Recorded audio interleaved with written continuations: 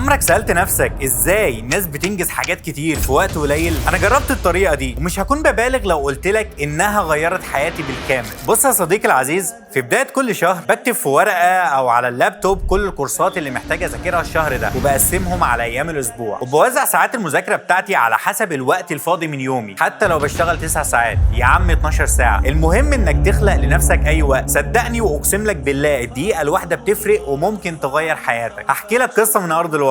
انا كنت شغال شيفت ليلي في مطعم من 8 بالليل ل 8 الصبح، ومن بعد الفجر الجو بيبقى فاضي، فبطلع اللابتوب بتاعي واقعد على ترابيزه في المطعم وابدا اذاكر. يعني ساعتين او 3 مذاكره في المطعم، ده غير السكن كمان. خصصت ساعه ونص يوميا للانجليزي و3 ساعات كورسات برمجيه، ووقت الاجازه كنت بزود الساعات، واوقات كنت بوصل ل 12 ساعه مذاكره يوميا. انت متخيل؟ وهنا سر تنظيم الوقت، مش في انك تذاكر طول اليوم، السر في انك تعرف توزع وقتك صح وتركز على اهدافك. جرب وشوف. ولو عندك اي سؤال اكتب لي في الكومنتات. لايك وفولو وتحول لمبرمج.